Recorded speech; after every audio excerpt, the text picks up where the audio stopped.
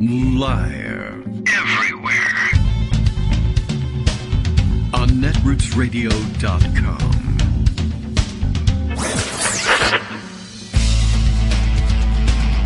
David Waldman. Kagro. In the morning.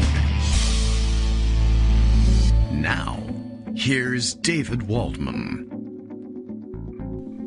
Hey, good morning, everybody. How you doing? It is Monday, January 22nd, 2024. Time for another show. It's another week in January. It's freezing cold here once again, but this is the week for the warm-up here on the East Coast. We're getting excited about these things, and I don't know. It's been bitterly cold. We got all the, the polar vortex stuff, I guess, that everybody else out to the west of us experienced in the days before. I don't know if it's warmer where you are yet, but it's getting warmer here where we are. That'll be the interplay between the polar vortex passing by and the old, Gulf Stream and warmer coastal weather. We're not exactly coastal here, but we get the benefits of it. And sometimes the snow from it. We did get a lot more snow than usual, but I told you about that last week. I don't know. Anyway, so how's the weather by you? How are things going up there, wherever you are? I don't know. You can let us know.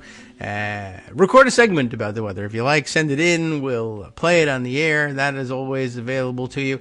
Time to catch up on a lot of things that happened over the weekend. It wasn't, a huge action-packed weekend. We're in between the Republican Iowa caucuses, which held no surprises, and the New Hampshire Republican primary, which also doesn't appear to be hiding any surprises.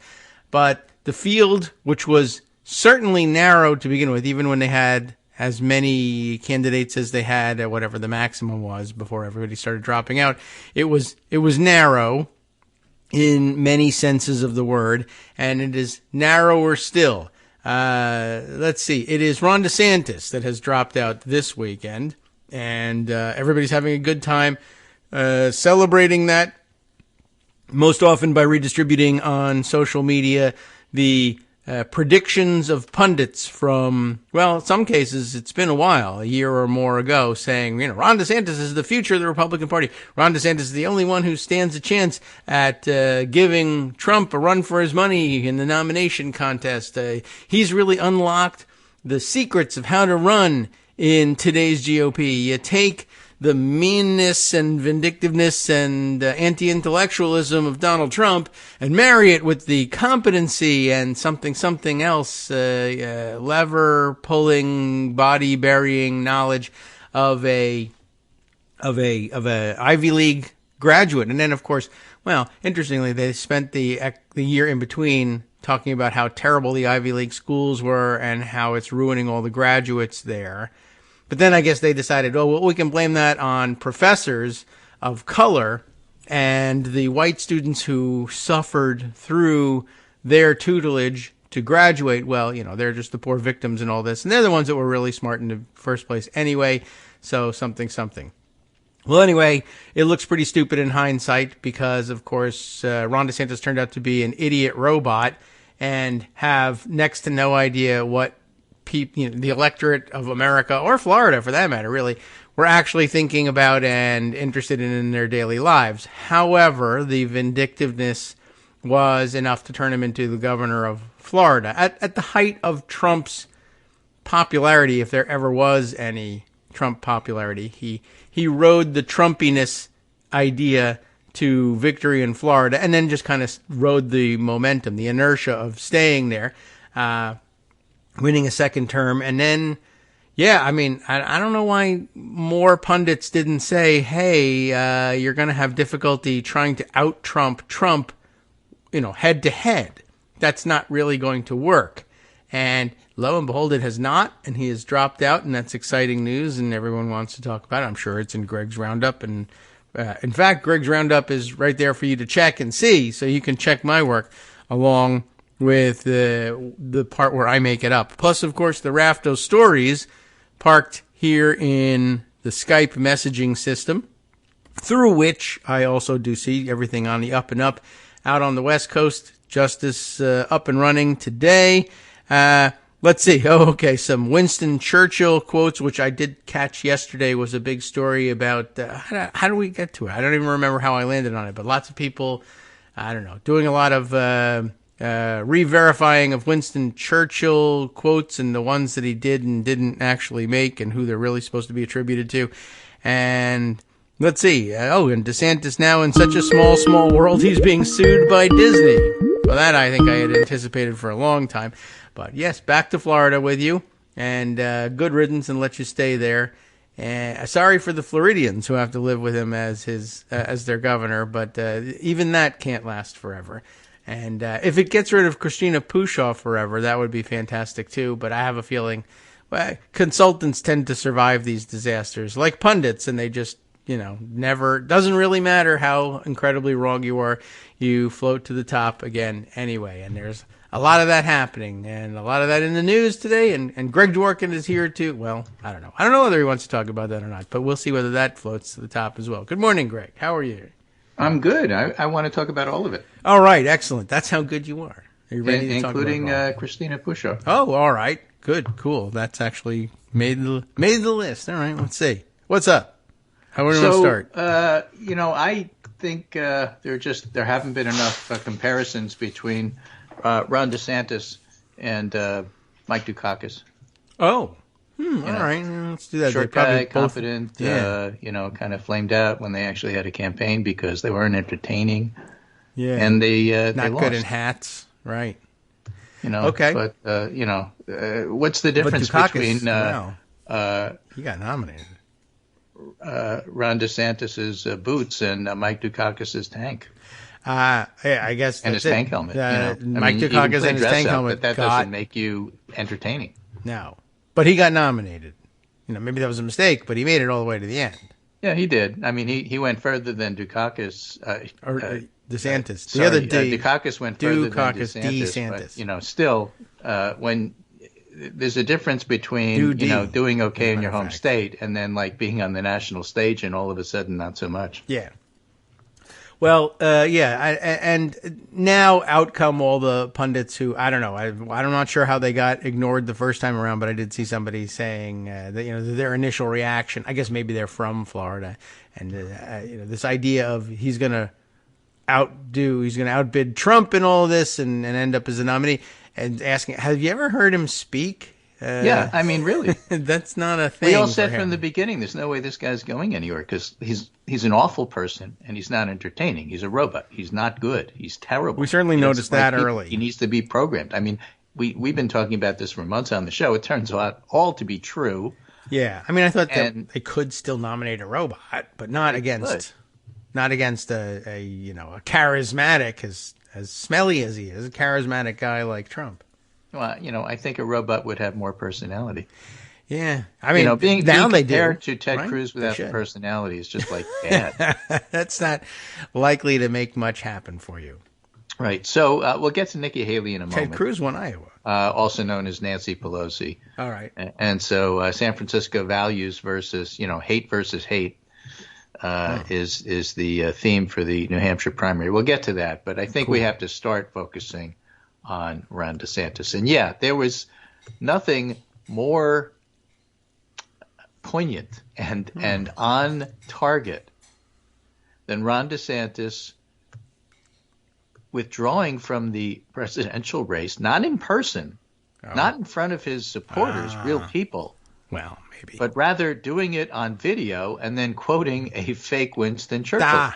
That's where it came from. Okay. I mean, it was perfect. The quote was, "Success is not final, failure is not fatal. It's the courage to continue that counts." He attributed that to Winston Churchill. Wow. It seemed to be a reference to "I'll be back in 2028." Mm-hmm.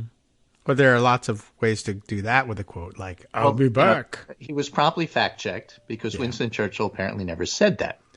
And so there's this, I have this in the pundit route, that there was a tweet. Even his big dropping out of the race quote was fact-checked on Twitter. Fact. He is dropping out. He that said part this is true. thing about Winston Churchill. He left that with his tweet, and then the community comment, which you can make on Twitter, says, Winston Churchill never said this. Right. And he did a lot better. So, of course, reporters being reporters checked into it. Here's the statement from the International Churchill Society, which they made in 2013 when this came up. Not only did Churchill never say those words, he never said the similar words more usually attributed to him, which are success is not final, failure is not fatal. It is the courage to continue that counts. We base this on careful research in the canon of 50 million words by and about Churchill, including all of his books, articles, speeches, and papers. That sounds pretty definitive.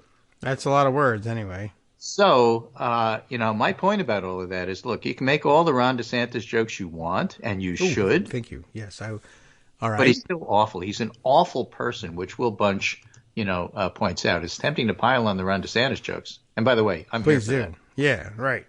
But I keep thinking about, he said, the black voters he had arrested, the kids who had to leave New College, the migrants he tricked onto the plane, all for the sake of the worst campaign in American history. And that doesn't even mention all the people he killed by being anti-vax. That's true, too, and well put. And Will Bunch adds, it's actually not that funny. Womp, womp. Yeah, it isn't. I mean, he's just not. terrible. He's a terrible person. I'm laughing. Ha ha, it's not funny. I am saying that, aren't I? But yeah, that's true. I mean, a lot of people were made miserable or dead for the sake of being the tough guy who could be the new Trump, and it was never going to work like that. So our friend Mark Sumner over at Daily Kos says, DeSantis neglected the basic things Republican voters want to hear. It was the lack of Hitler quotes and inadequate third-grade insults. If only he had spent more time talking about how Trump's noxious BO, that's body odor for those of you who are fellow kids, and promising mass executions. These are core issues, but I took issue with that. I said, DeSantis would have made up the Hitler quotes, and MAGA would know it right away because they're all Hitler scholars. So you only have 14 words to work with. Right, so he was always doomed. Yeah. Wow. Okay. Well, that's probably true, and although it would have been hilarious to see him talk about the BO, but unfortunately, I mean, I don't know what I don't know. I think it's amazing that Nikkki Haley decided to pick on confusing her with Nancy Pelosi and made an issue of it. That, to me, was the remarkable thing that happened. That's strange and different for them to do. In a moment, but she actually said, he's not all there. Yeah, that's. I mean, and eventually you have to do that, right? If you're the last, I guess maybe that was the prerogative of the last major non-Trump candidate standing. They eventually have to do that, or else the press would say, "Why are you here?" So, the conventional wisdom is already coalescing around the idea that DeSantis lost when Trump got indicted. Because that's what the polls say. Oh. And reporters are all poll-driven. Steve Kornacki posted this. Talk about being poll-driven. Oh, yeah, well, definitely. But Mike McDonald has a better take on it. He said, my moment for when DeSantis lost was when Trump was indicted. Because DeSantis postured about how he wouldn't extradite him, and Trump went to Florida anyway, which is a failure on so many levels. First, the message it sent was, I support Trump. If you're running against someone you draw contrasts, you don't make similarities. Second, as a candidate, you never put your messaging into an opponent's hand. When Trump went anyway, it made DeSantis look weak. Third, it fundamentally misunderstood Trump's appeal to his base. They thrive on conflict. People who don't deliver chaos are weak. Trump didn't need DeSantis' protection. He's strong on his own. And the message that I'm a less charismatic version of Trump is never going to win the nomination. Yeah. Trump doesn't like losers, so he's not going to pick DeSantis as VP. And McDonald adds, never back down should have been named never plan ahead. It's pretty disastrous. And I mean, my general takeaway from the whole thing was that DeSantis spent the whole time being insulted and belittled by Trump. And doing nothing about it. Doing nothing about it. Terrible. That's knowing he could never be his VP. That's where the Mike Dukakis comparison comes in. And then finally, dropping out of the race and endorsing the guy who has been insulting him. And that really is, when they said Ted Cruz without what did they say? Without what? The charisma, the something. Cruz without the charisma. I'm all about policy. No. Look. The fundamental misunderstanding of MAGA is that MAGA is there for the entertainment. They want the Coliseum. Yeah. They want the lions and the Christians, except the Christians, they want Democrats. Yes. That's what they want. You don't give them that. They're not interested they would in you. not be Christians. But yes, that's certainly true. And yeah, I mean, he did do the Ted Cruz thing and just take a beating in terms of insults from Trump and then say, I endorse him. I'm that weak. Well, that was George H.W. Bush's campaign. Mike Dukakis, you let this guy out of prison, and look what happened. And what did Dukakis do? He took 2 weeks off, or 2 months off, or 2 years off campaigning, and just did nothing about it, and just got hit. And his 18-point lead dwindled to nothing, and he lost. I thought about that example for a while, but yeah, okay, true. Well, yeah, I mean, I certainly don't know what he thought he was emulating. He got the idea, I'm going to emulate Trump, and I'll be something slightly different somehow, but he didn't emulate Trump. But what happened to the strength and the punching back? And I mean, Christina Pushaw, maybe that's how she did it. She did it. She would say snide things, but not about Trump. That's true. They were always still afraid of that. Yep. Okay. So where's that Christina Pushaw thing come up? Well, it comes up in a Politico article. Politico magazine, the political education of Christina Pushaw, Ron DeSantis' enforcer on X, formerly known as Twitter. She said she spent a few years living abroad in Georgia, traveling and enjoying life. It's actually where she learned an especially ruthless kind of politics, and it basically came back to bite her, is what the article says. Yeah, I don't want to really think too much about that, but all right. We can hear about it. But she's talking about the country, Georgia. About that. Yes, right. I know. Actually, that was a funny joke for a second. Georgia, the country of Georgia. Yeah, you're so Florida-centric that I live abroad in Georgia next door. Yeah. But, no, okay. Former communist regime, former communist or the year Soviet that Saakashvili was stripped of his Georgian citizenship was the year when Georgians started noticing the name Christina Pushaw.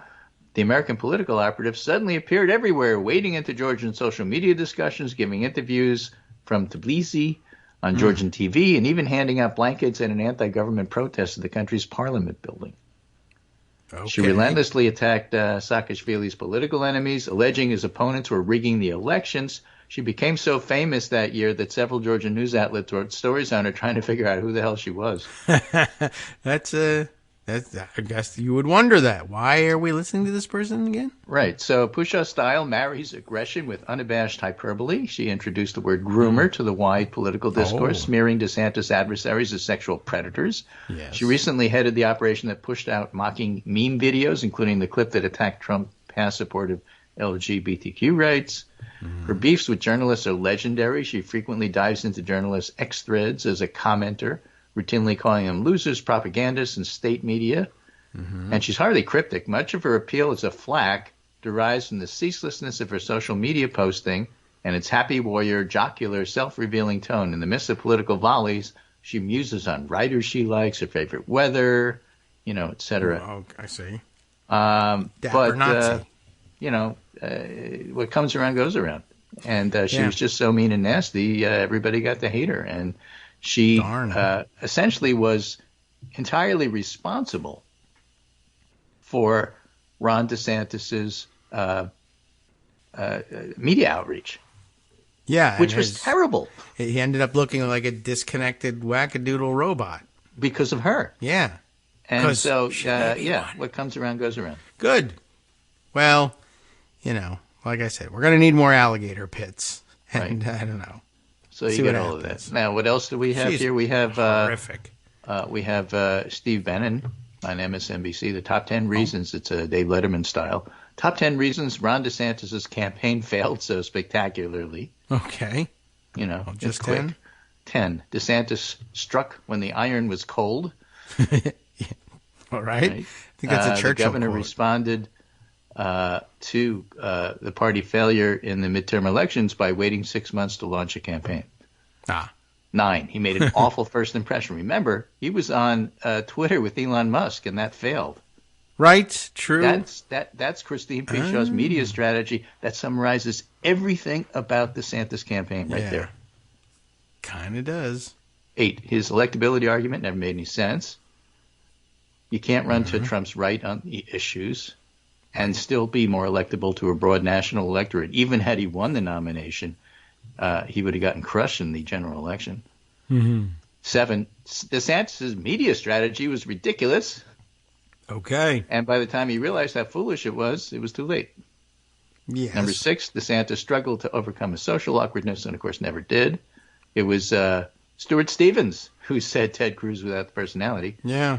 Oh, was it? Okay. DeSantis missed key opportunities, like the indictment and the extradition thing. Number 4, nobody was buying what DeSantis was selling, like woke didn't sell. Anti-woke didn't sell. And that's Christina Pushaw through and through. Right. Number 3, DeSantis bet heavily on Iowa and lost. What else are you going to do? Number 2, this was not a well-run operation. And, of course, Christina the main reason why he lost is he wasn't Trump. Yeah.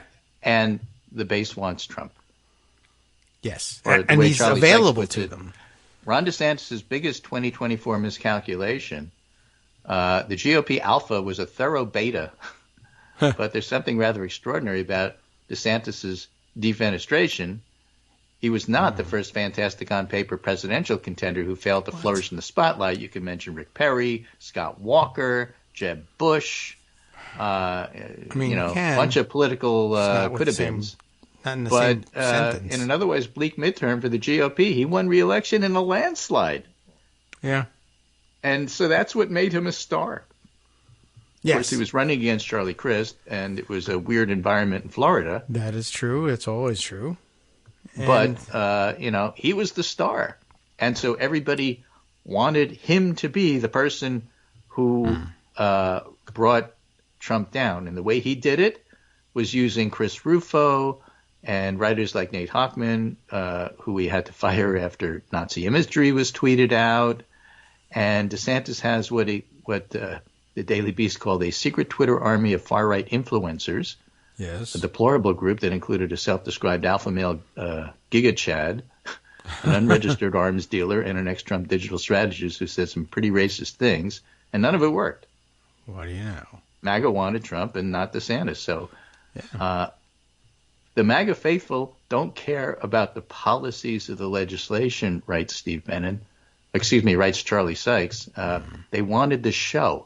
And that's the whole point. Trump is an entertainer. He's not a politician. Yes. And so trying to judge him by political terms never works and always fails. You have to judge him by an entertainer. That's why when you're running against Trump, the way to do it isn't that, well, Trump has terrible policies. Nobody cares about Trump's policies. When you run against Trump, what you have to say is, you know what? He's boring now. Yeah. He loses it. I don't know if he he'll can't convince keep people a straight thought when he does these riffs at his seems like rallies. your only hope. And he's boring. That's the kiss of death for him, not policy.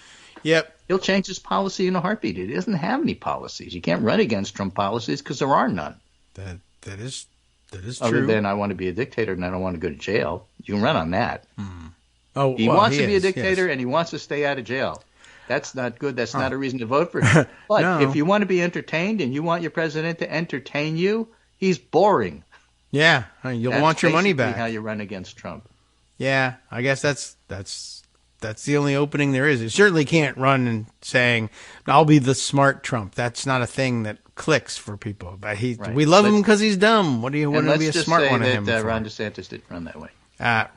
True. He also is not that smart himself, despite having an academic record, because a smart person wouldn't have made all these mistakes. But he did. And so, what about Nikkki Haley? Well, here are the polls. All right. Suffolk, Boston Globe, NBC 10, New Hampshire. Tracking poll has Trump up by 19 again today. And there are other polls that show that if DeSantis' voters were reallocated, like 60% go to Trump and 30% go to Haley. So DeSantis dropping out is not good for Haley. Okay. Of course, good old ARG, which is always wrong, American Research Group poll, they have Trump up by 2. St. Anselm has Trump up by 14. Emerson, WHDH has Trump up by 16. CNN University of New Hampshire has Trump up by 11. Okay. And then there's a Washington Post poll that came out, I think, today that has Trump up by something like 17, 18, 19, something like that. So both Trump and Haley, of course, are going to pick up support from dropouts. I guess, yeah. DeSantis drops out. Right? Trump gets most of his votes. Chris Christie drops out. Haley gets most of his votes. Asa Hutchin drops out. That voter probably goes to Dean Phillips. Maybe, yeah. But we don't know. All show Trump and Haley picking up support. And so we find out Tuesday which of the polls are wrong. It's probably ARG.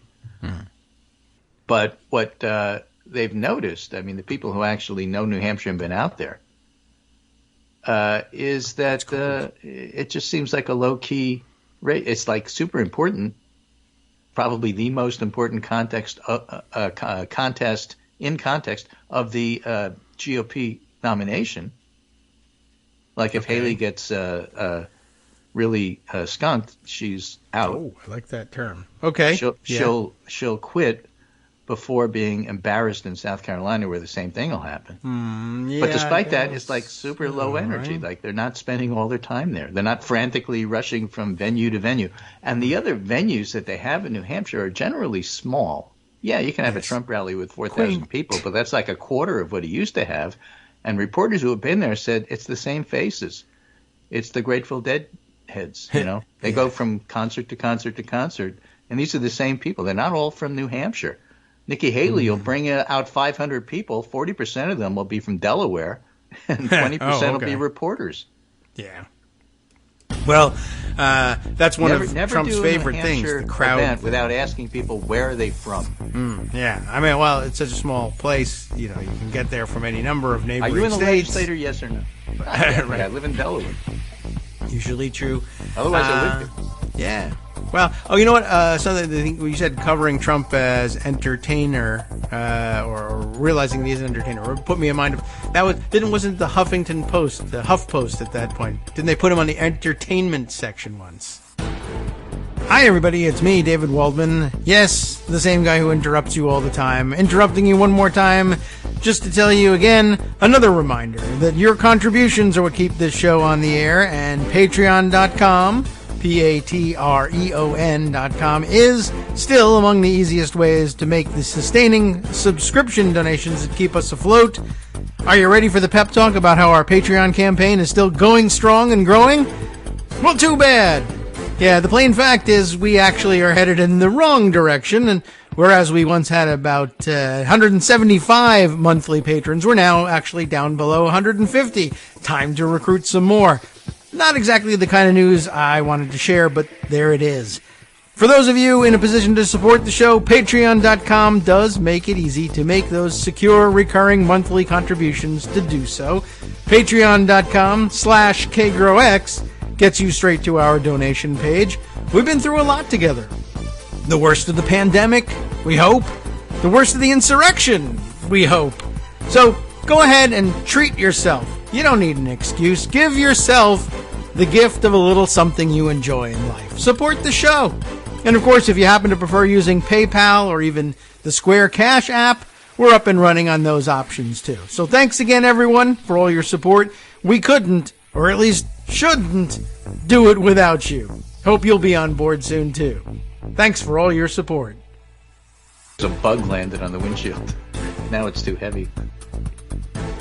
All right, welcome back now to the Kagro in the Morning Show here on Netroots Radio. Other interesting story of the weekend, just chatting about it in the background here. Turns out I think everybody sort of knew that the Tesla Cybertruck was a bit of a piece of garbage, and apparently, I don't know, all sorts of people complaining about various production problems on the thing.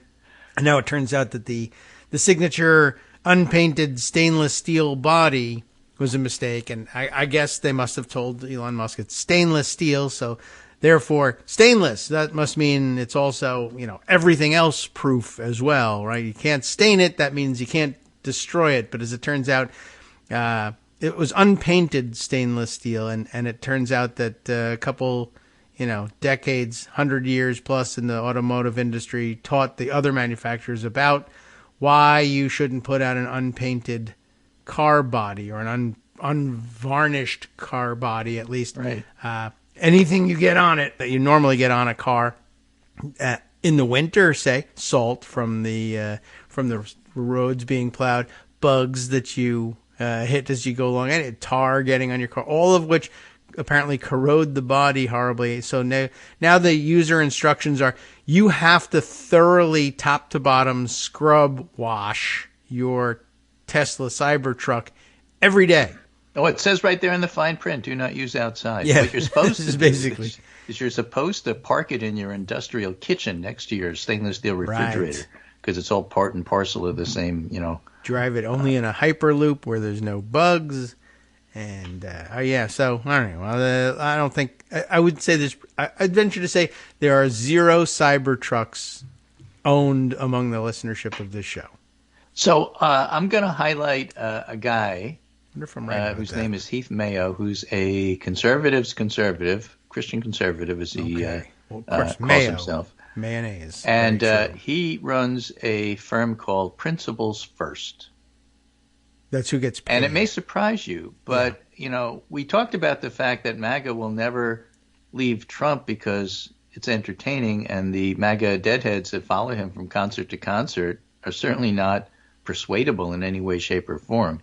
Mm-hmm. But Heath Mayo represents a different strain of conservatism. Oh, wow. He's backing Nikkki Haley, but what he's really backing that is a different strain. Never, ever, ever, never voting for Trump. As a Christian conservative who loves the Republican Party, I'm voting for Biden. It's really interesting. Oh, interesting. That is interesting. Hey, do I love mayonnaise all of a sudden? Heath Mayo. I hope Nikkki Haley stays in this race for as long as possible so we can identify her GOP voters and turn them all out against Trump in November. Principles first. The indictments are not why Trump is the nominee, folks. A lack of leadership and principles in the Republican Party is why Trump is the nominee. And then he has this principles first alert. Haley voter in New Hampshire disagrees with Biden. He's got the video, but would support him over Trump. I disagree with Biden's policies, the spending and failing to address the border. Remember, he's a conservative. Right, but Biden is a much better choice than Trump. And then he adds, this guy gets it. So we need to see a lot more than that. And now that DeSantis has dropped out, and it's pretty clear after Tuesday that Trump will be the nominee. If it's not clear to you already, it was clear to us weeks ago. But if it's not clear already, Heath Mayo is making the point, now is the time for those people who really don't want Trump to be president to come out and say it. Not just say, I don't want Trump to be president, but say, if I have to, I will vote for Biden. Well, now is the last time you have available. I'm looking at you, Chris Christie. I'm looking at all the people who worked in Trump's administration who say in so many words, he's a failure. This would be terrible. Mike Esper and, all the cabinet members and such. Now is the time to come out and say, I'm a conservative. I served in this administration. I'm voting for Biden. Yeah. If you'll do that, I mean. Some will. Good. Gather them all up. Yes. We say now is the time, but also the last 5 years would have been a good time. Yeah, I agree. But all right, that wasn't the play then. Right. Interesting. Okay, so make room for Mayo, everyone, I guess. Right. So let's see. The other things about Ron DeSantis that are mean-spirited, and therefore I'm here for it, it is all about his wife. Oh, yeah, right. Okay. Casey DeSantis, the one with the ambition, the one who dresses like Jackie Kennedy. Yeah. Or as they like to call her on Twitter, Nevita Perone. Okay. Never for Casey DeSantis. I mean, what is she going to do? She's Run. never going to settle for being a senator's wife. She's going to have to run herself and put him aside. And that may happen. All right. Fashion icon. Not Right. really. I thought that was pretty funny. Although she did come away, those pictures you showed me, one of the 3 outfits that she had put together, it looked like, oh no, that's actually nice. The rest of them were garbage copies that weren't even copies. They were just, I don't understand what you think you did here. The same color? You can't just, dye some Victorian frock the same color as a Kennedy dress and then say, yep, fashion icon. The next question going down the road is, all right, so how is media going to handle all of this? How? Well, they're starting to get to the point where they're talking about, like a Washington Post, for example, or the New York Times, or national news. I saw it on NBC when Haley said that Trump is losing it mentally for him to compare me to Nancy Pelosi. Nikki Haley. Yes. They started to cover this sort of stuff. Haley says Trump is losing it. Haley says Trump is not as sharp as he used to be. And then there's stories about, well, he's not as sharp as he used to be. Not only does he smoke, but by the way, I've been to all these rallies. He's not as sharp as he used to be. So that's sort of sneaking in there. Then there was coverage of, I think it was in the Washington Post, Trump is telling, they got very close. I don't remember the exact wording of the headline, but they got very close to saying Trump is telling lies about what's going on in New Hampshire. Oh. All right. Why not break right through and say it? Yeah, exactly. So they're taking baby steps. They're almost there. And then the question is going to be, so what happens next? I was going to ask, what's the lie? Nikki Haley said, you know what? I'm not going to debate Ron DeSantis in New Hampshire if Trump's not going to be there. This is stupid. So she pulled out of that debate. Okay. And the networks promptly canceled the two debates that had been scheduled in New Hampshire, thank goodness, because, who wants to see them? Well, right, especially now that Ron DeSantis has also pulled out of the two debates. Well, now especially, but, she should go back. Before DeSantis pulled out. So the question now is, what next? This is Margaret Sullivan writing on her blog, on her Substack. American Crisis is the name of the blog. American Crisis, Can Journalism Save Democracy? With Margaret Sullivan. And she writes, CNN should not carry live broadcasts of Trump's lie-filled screeds. The media has to cover Trump fairly. That means with context, accuracy. And she says, during an internal conference call at CNN the other day, the network's new leader, Mark Thompson, was challenged by one of his lieutenants about a touchy subject. CNN had aired 10 minutes of Trump speaking live, the victory speech after winning Iowa. And that cutoff, late as it was, because they cut away from him, prompted criticism from Trump's political and media allies. And with that as background, the New York Times reported, Thompson began a regular morning conference by saying he understood there was internal debate about this incident and about similar questions that lie ahead. Thompson said that CNN has a journalistic obligation to broadcast what he's saying. And after a pause, one of Thompson's lieutenants said, no doubt what many were thinking, cover Trump when he makes news, but don't just give him a live platform to his campaign rhetoric. Fact-checking him afterwards, if it even happens, never amounts to much. It's pretty weak sauce. So most media people, including Thompson, admit Trump got way too much free airtime in 2016, and the media's been unable to rip their eyes from Trump ever since. So it's extremely important to cover Trump aggressively and fairly. And in order to do that, don't cover him live, is what she says. Okay. No way. At the same time, in a related context, at the Bulwark, Joe Lawrence writes, cancel the 2024 presidential debates if Trump's the GOP nominee. He turns them into delusional crap shows, that's not the word she uses, that do more harm than good. So, there are media people who are coming to the point of saying, look, we've been down this road. We've seen this rodeo. We know what happens. It's boring. Stop covering Trump lying. Don't cover him when he's in court. Describe what he did, but you don't have to broadcast it live. Don't cover him when he has these rallies. Describe what he did. You don't have to cover it live. And don't give him a platform for debates where he's just going to lie. Don't do it. And so it will be interesting to see exactly how that evolves. Yes, right now it's just opinion. Suggestions are starting now, where they have a chance to percolate and sink in. Yeah, right.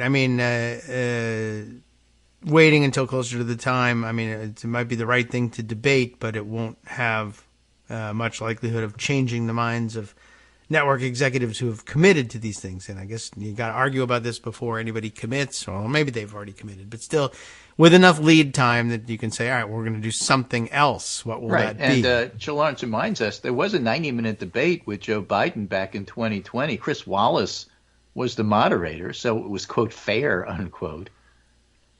And Biden lasted about 15 minutes before he said to the sitting president, will you shut up? Yeah. This is so unpresidential. Yep. Well, I mean, there's an opportunity there for him, I guess. But yeah, I mean, this has always been the point, and people have made it, and they're going to need to multiply the weight of these recommendations by 20, 25 times. Everybody's going to have to be saying it and begging for it to please not be on the air.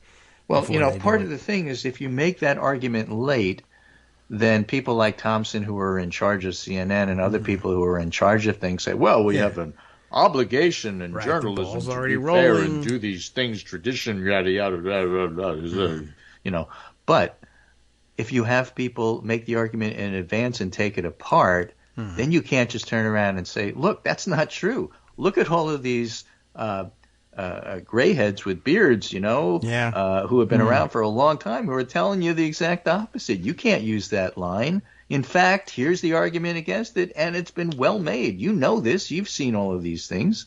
You're not in Congress. You can't say, well, I didn't see that tweet. You know the argument, and it's not true. And so we're pushing back on this. And again, you have to make that early for it to sink in so that you have a body of literature, if you will, making a reasoned argument so that all of a sudden it gets some traction. Maybe the best example of that is this 14th Amendment stuff. People first brought it up and said, well, that's crazy. You can't do that. So, no. 25th Amendment is crazy, I think. 14th Amendment is insurrection. Let's get our amendments right now. correct. You might do one because of the other, but yeah. The 14th Amendment makes sense because this was an insurrection, and it sounded nuts when they first proposed it. Then they wrote articles about it. Then they documented it. Then they took it to court. Then the courts found it was true. And now it's a serious thing, which you may argue is still not in the best interest of the U.S., this, that, and everything else, or politically the Supreme Court will never do it. But that's a very different argument than you can't go there. It's crazy. Yes. That brings to mind. There's a number of political fights that have gone exactly the same way. Not the least of which, of course, our favorite on the show, filibuster reform. You can change this thing. No, you can't. That's not the way it works. Yes, it is. Watch this. Oh, it was done. Holy mackerel! Can't believe it. Now it's just conventional wisdom. Well, you are absolutely right, even though you are smack in the middle of that, so know something about it. Yes, so I should disqualify myself from discussing it because of something. Well, I can discuss conflict of interest. Yeah, right. I can say, you should discuss that because I can't. I can, but but I can also plant the seed. But yeah, that's exactly the way. There was a period of a year or two where the reaction from the punditry was, that's not the way it works. Pat, pat me on the head. You don't understand. Right. And to which the answer was, you don't have to listen to me. There's scholarly writing on it. And here it is. Oh, yeah. Okay. So, but it didn't really go that way, but it could have. You could have gone and read and researched and figured it out. But all right. Instead, we'll just show you this is how it works. And then, a couple of years later they did. And now everybody knows. Everybody knows this is the way it works. 14th Amendment, I guess, could go the same way. And then the other thing, worrying about the fallout from it. And it's going to undermine people's confidence. What if it ended up boosting people's confidence in the system to be able to protect itself from idiots? What if actually telling the truth about Trump demagogues boosted your confidence in the news media's ability to actually convey facts to the American public? What if you did the stakes instead of the horse race, as Jay Rosen likes to put it? Right. What if you talked about what this election is really about? In that regard, I'm pleased to see NBC News Today says, and this is NBC News, this is their story, it's embarrassing. Republicans worry they have no achievements to run on in 2024. I'm shocked that they have that story, but it's true. That's a good one. I'm shocked that a Republican figured out how to be embarrassed. Representative Chip Roy, Republican Texas, has openly questioned whether the GOP deserves to keep the House majority, lamenting the lack of accomplishments this Congress. He's not alone. This is by Sahil Kapoor, straight reporter. It's not an opinion piece. And I think it's just the way that the media really ought to be going. You got to practice. You got to exercise. You have to have muscle memory. You have to, be good at this in order to just pull it off when you need to. You got to practice telling the truth to people. Yes, that's very helpful. Oh, yeah, there was another sort of shift in the media story over the weekend too. You likely did see it. The New York Times reporting on I must have parked it in pocket at some point, but there we are. The America Under Attack, Inside the Anti-DEI Crusade, Nicholas Confessori. Did you happen to see this one? This was a much discussed article. I can certainly take care of it in the second hour, but it was interesting in that it basically laid out through a bunch of, I guess, leaked emails, the coordination between various think tank types, Chris Rufo circles, etc., about laying out the plans of exactly how they were going to shift once again from if you're tired and bored of protesting mask mandates and vaccines, and then they shifted it to, well, the real problem is CRT, and then the real problem is that people don't know what CRT is, but they might recognize DEI from their workplace. That's really the same damn thing as, it's not the same as where we started. CRT, DEI, not exactly the same thing, and none of them are mask mandates, but what the hell, who cares? Let's ban some books and get some action here, and laying open their plans, and making plain that the whole thing has been a scheme from the start. But what interested most people in the progressive social media space was, so does the New York Times that just printed this story not remember? I mean, it was saying, that part of the strategy is to get newspapers to buy into this idea that wokeism and DEI was at the root cause, and we got to force out all these professors, like, for instance, the president of Harvard, Claudine Gay, and, look, we've uncovered this plot, without ever saying, oh, we were part of that plot. Or we got convinced to be part of that plot anyway by covering this as a serious story, which is exactly what these plotters that Nicholas Confessori is over here busy exposing were saying the whole time. Golly, we feel so embarrassed that we hounded her out of office at their behest, and I wish we had read this article earlier. Interesting, I thought. Anyway, that's basically what I have to say. That's what happened over the weekend. We'll see what happens tomorrow, but I think that Nikkei Haley gets skunked. Yes, I like it. I like the term. And did you watch the clip of him confusing her with Nancy Pelosi? I did. That was pretty interesting. Rambled and rambled and rambled. To say the least. If he rambles a lot.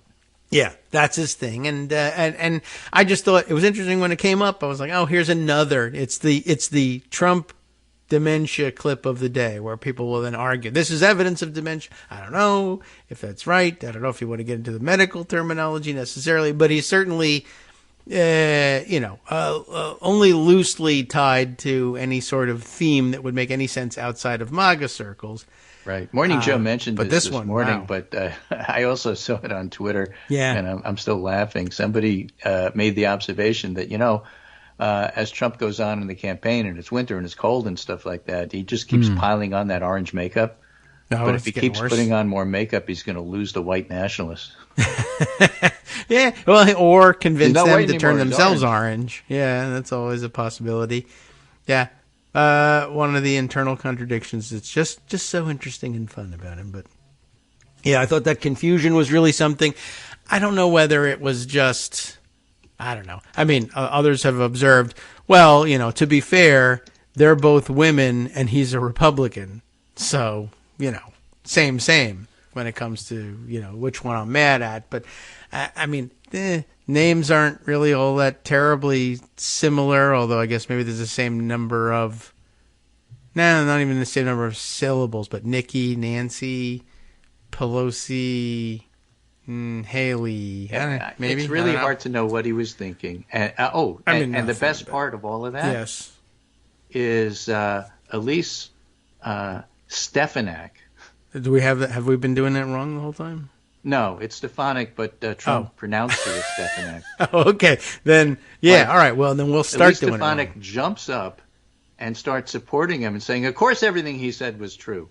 Yeah. And, Trump thanked Elise Stefanik for supporting him. Thank you, And so, Stefanik. she wants to be vice president, and he doesn't even know how terribly. her name is pronounced. But everybody's Who cares? speculating now that she's going to change the name to Stefanik, just the way Ronna McDaniel got rid of Romney.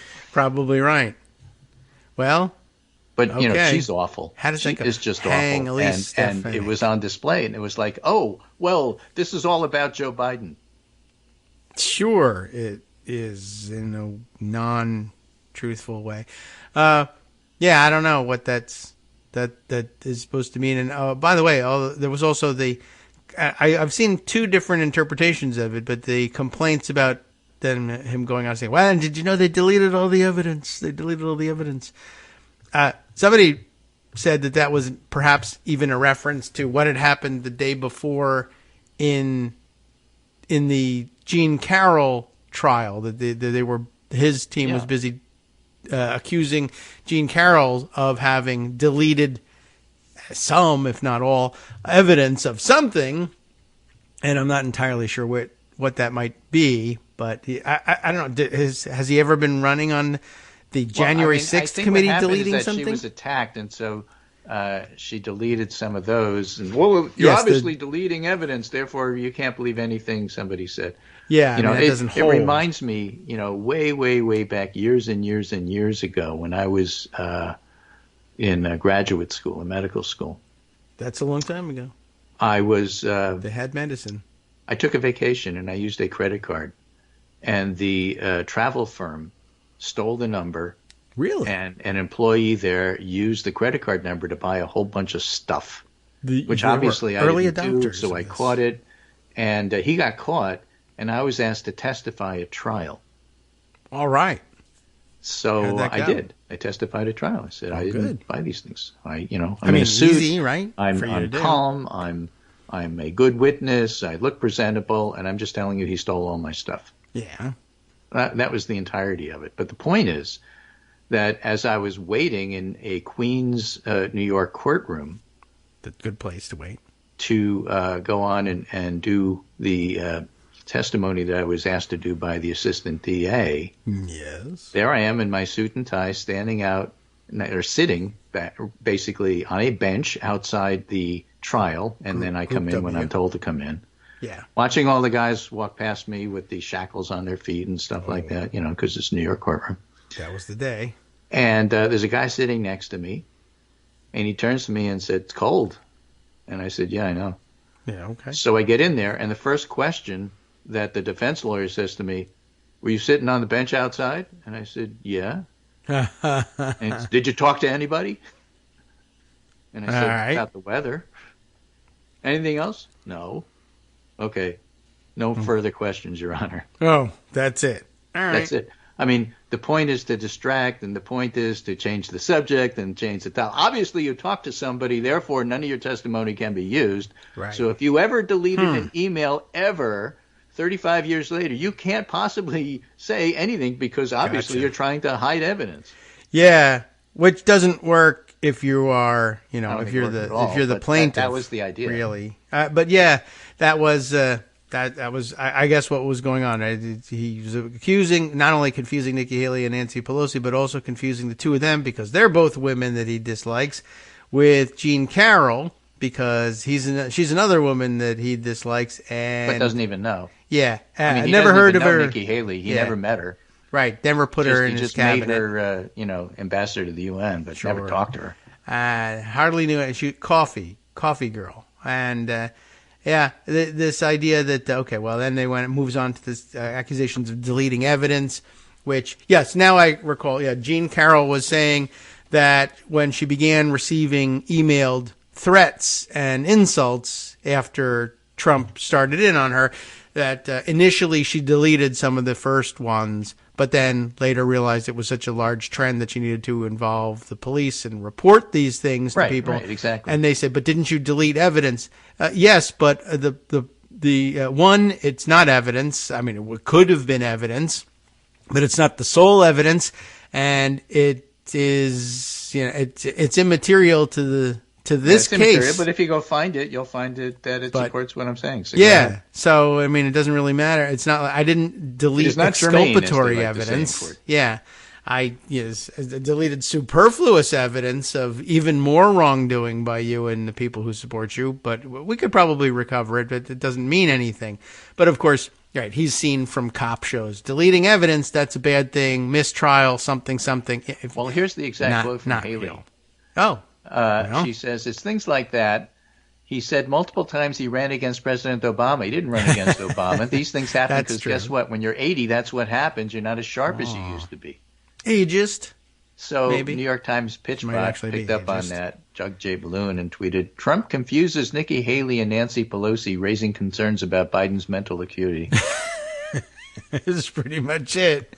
That was just a classic, wonderful tweet from Jug J. Balloon, capturing everything about the New York Times. Pretty much. Wow. Okay. Well, that'll do it. And then it'll do it for us for our segment here. We're just about at the end. We got another minute left. If there's something else you want to bring this Santiago Mayor tweet needs to be included just because it's so classic. Ron DeSantis should be forced to carry his presidential campaign to term. There's a lot of variations of that on Twitter, but every one of them deserved. Right, absolutely.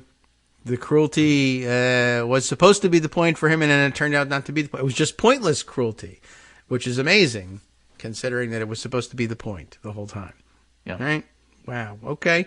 And I mentioned to you the other day, I got a follow-up letter from listener Pete Ketchbull, who I actually know from college. Oh, yeah? And, I mean, he was a year ahead of me, and I don't know. We didn't know each other all that well. I don't think he even, says, did we meet during college? But anyway, he was the one who sent in the story about when you had thanked you for bringing up the Martin Luther King in Connecticut story, and has sent me an interesting snippet, I guess, from I don't know what the source here is. But here I do know the source, so I'll alert everybody in the few seconds we have left. There is a website about that history, mlkinct.com.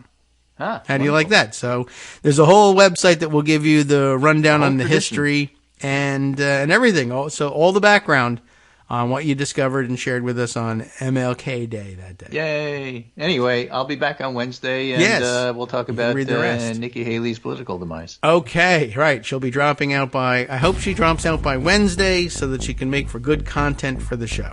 Do you think so? I don't know. Probably not, but she'll hang on for a little while. But yeah, I guess there'll be an open question after tomorrow, right? Does she hang on to try and... Does she think she rescues herself in South Carolina or embarrasses herself in going home to South Carolina and getting trounced? We'll find out, and we'll be back. You'll be back the day after the primary to discuss it. Perfect. A Tuesday contest.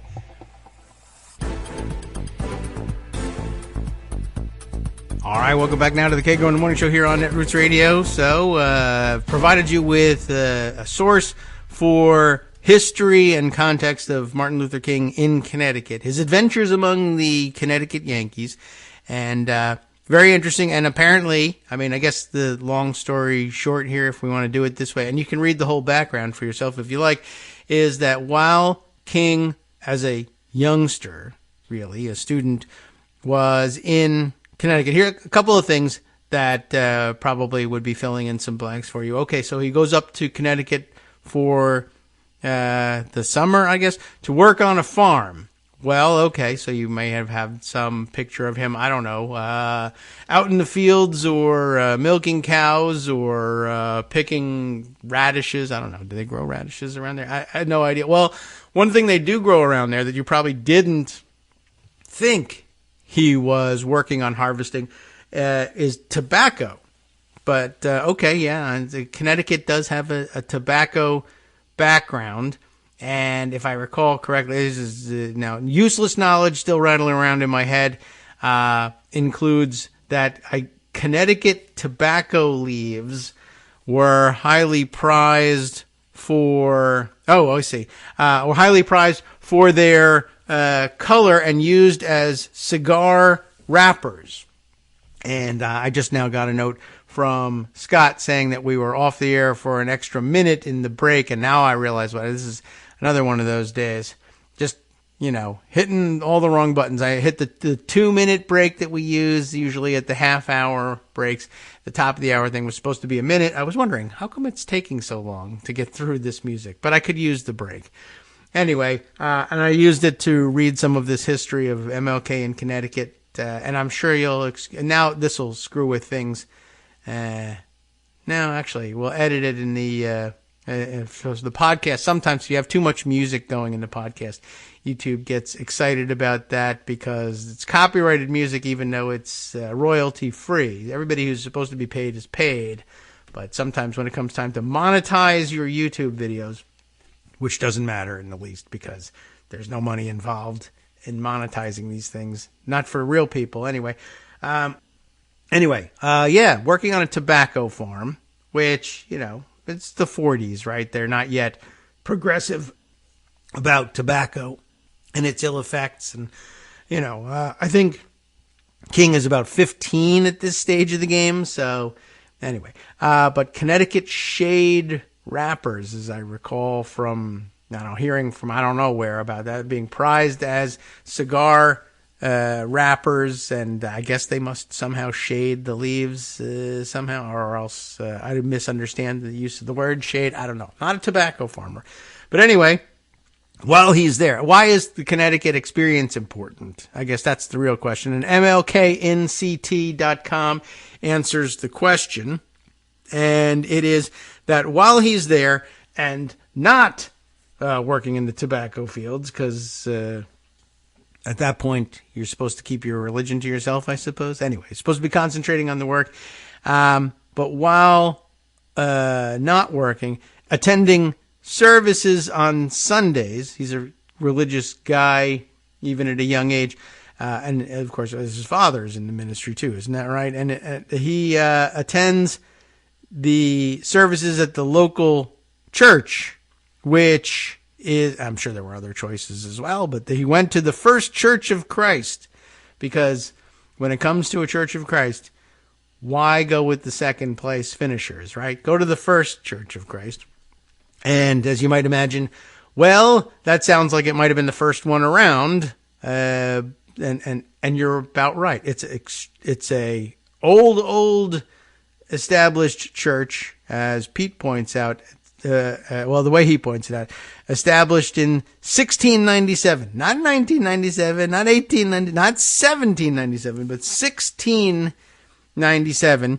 And the MLK in Connecticut site points out that it was in attending services there, and among the group staying with him in the dorms, the other students who were also up in Connecticut working on the farms through this program, select this particular young man, who turns out to be Martin Luther King Jr., as their religious leader. And I guess that's an important component of the program, that they all go to services and have some religious discussion back in the dorms.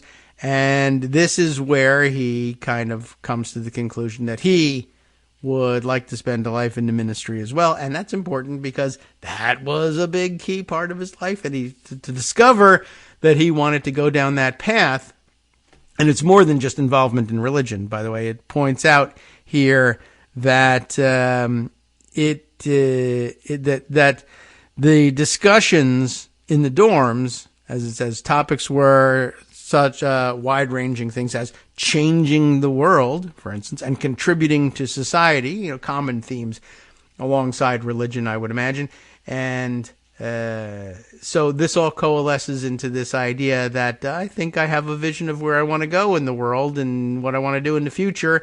And then we all know what comes of it, although Republicans now working to convince everybody that was actually a terrible thing and a bad idea, and we wish it hadn't happened after decades of, oh no, that's what we thought about him when he was alive. And then later, when it became obvious that we weren't going to be able to get away with this hatred for him and his message, we co-opted one part of it that we thought was maybe could be watered down enough for even white Republicans to accept. But then we decided to abandon that charade anyway. But okay, this formative summer, very important and an important part of the history that doesn't get as much attention, and you could be justifiably proud of it up there in Connecticut. Now, as it turns out, the other point Pete wanted to make, and I don't know. I mean, he's given me this tremendous narrative for it, but I feel kind of silly reading it just because I didn't write it. It's not my thoughts, but it's long and passionate and interesting and draws on a lot of different websites, by the way. But I guess the long story short point here that he really wanted to get across, which you probably guessed given the career trajectory for Martin Luther King, is that despite the fact that this is old-timey church here, 1697, founded in Connecticut, founding fathers and whatnot, predating the founding fathers, you would think that this would be a super conservative church, I guess, right, at first blush. Unless, I guess, you know anything about it at all, in which case, no. Quite the opposite, and something would be considered quite a progressive church now, and even then. And in fact, you can find some information about it at their own website. Remember, this is the First Church of Christ in Simsbury, Connecticut, right? So guess where you'll find it? fccsimsbury.org, and a whole section recounting their early adoption and I guess then the culmination of their ongoing commitment to equality and justice that culminates in them declaring themselves in this section an anti-racist church. But then recounting the history of Martin Luther King having worshipped there during the summer of 1947, it says here, although didn't I just read that it was, okay, and all the summers between 1944 and 47, he was up there. And, well, a nice long section here that, well, you know what? Why not? Let's give props to the First Church of Christ in Simsbury. Done good work here and are justifiably proud of this history. We'll share it with you. It's from that website. So I don't feel as though I'm revealing too much of Pete's personal letter, since most of this is taken from the website and you can read it for yourself. The First Church pastors write that at First Church, we love to tell the story of Martin Luther King Jr. worshiping here during the summer of 1947. A student at Morehouse College, he was working in Simsbury tobacco fields to earn money for his tuition.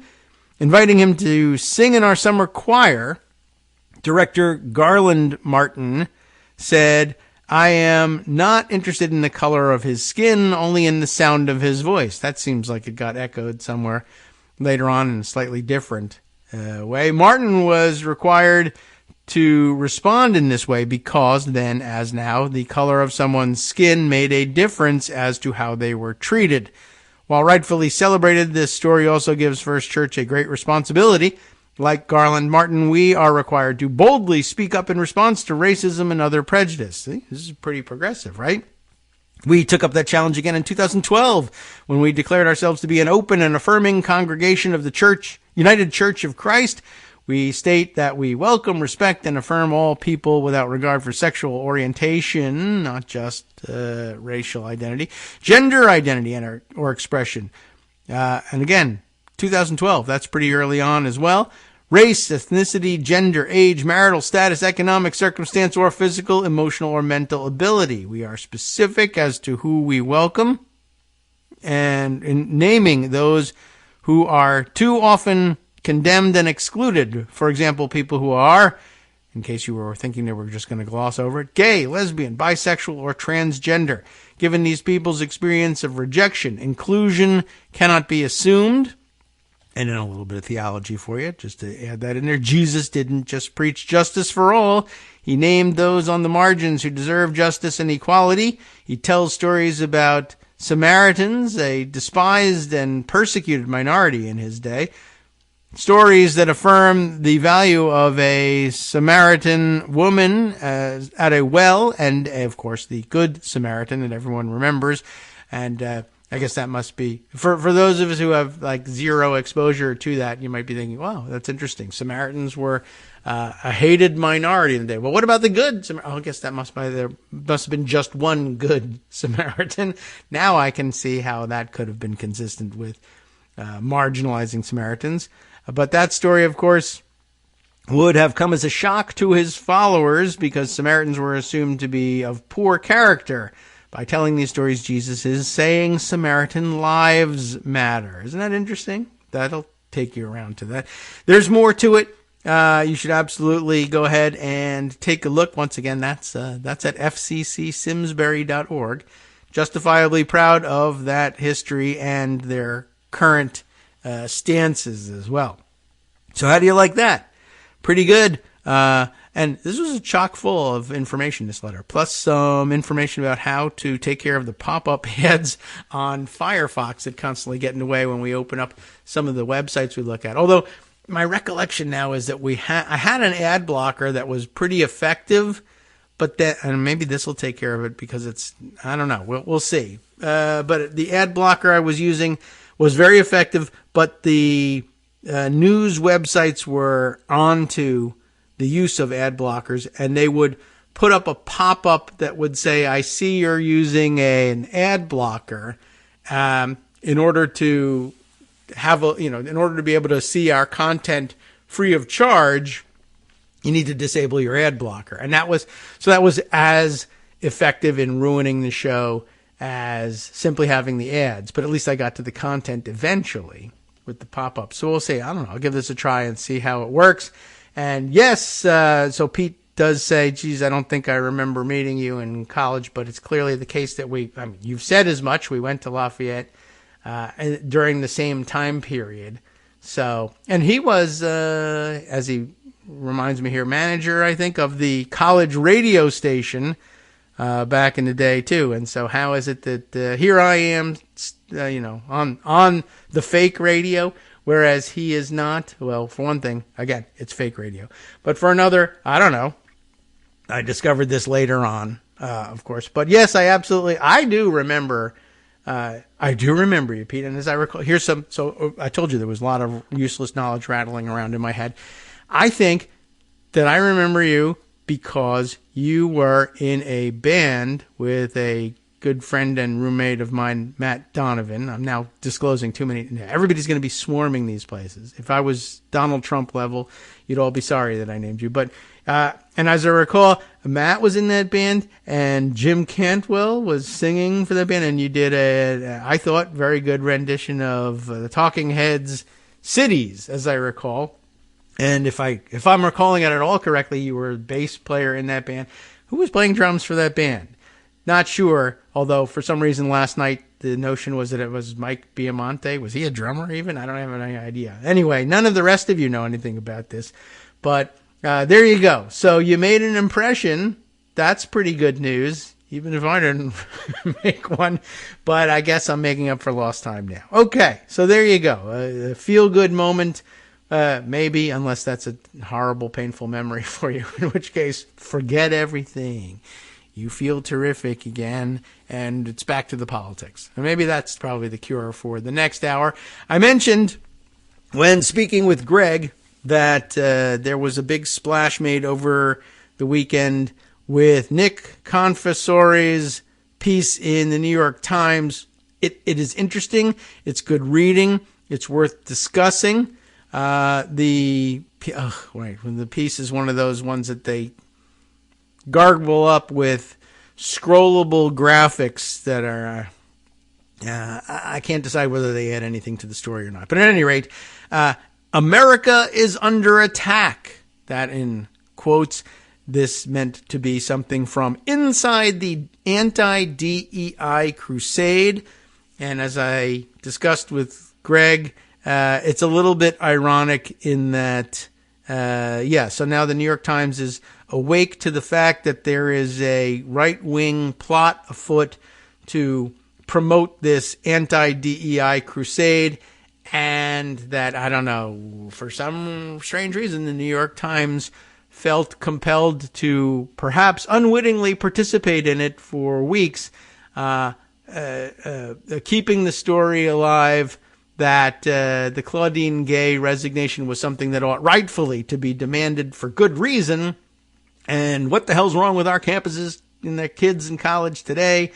And then a few weeks after all the fallout, run a story that, this is all actually right-wing manipulation. Gee whiz, with no hint that this was something that they ought to apologize for or change course on.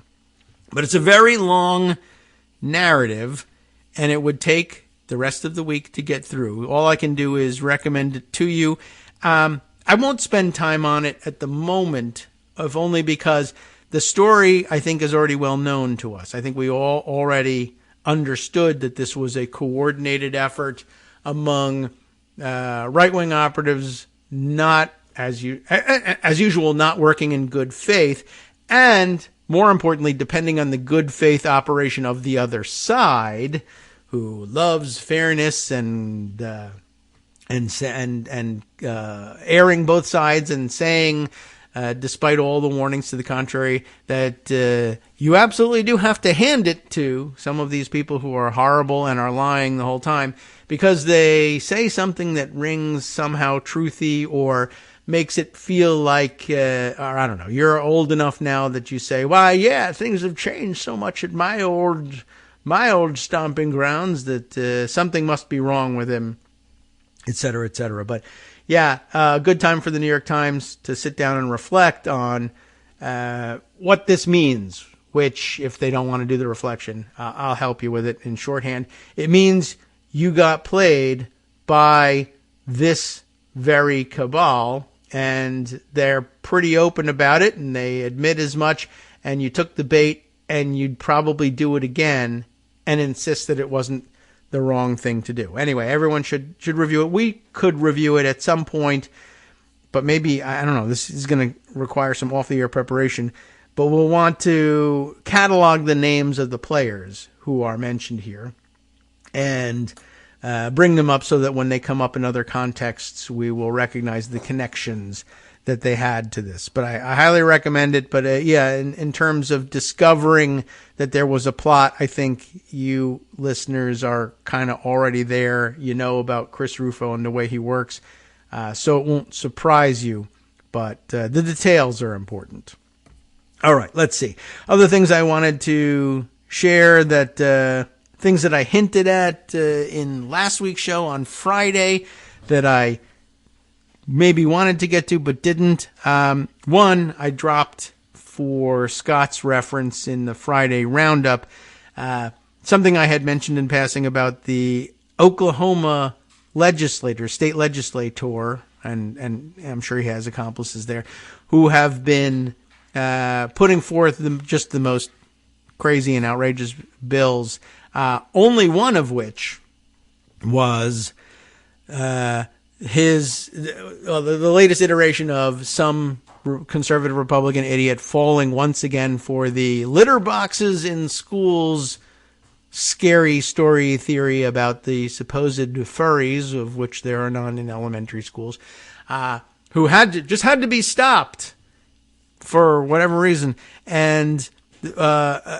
proposing a bill that would allow for either the parents of the child in question or animal control services, because furry, right? They're going to pretend to be animals. We'll treat them like animals. Why? That's called just good basic American fairness.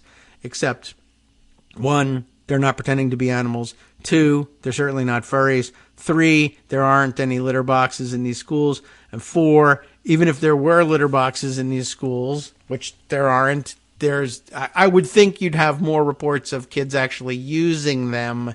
That would circulate a lot more widely if they really were doing that, which they're not.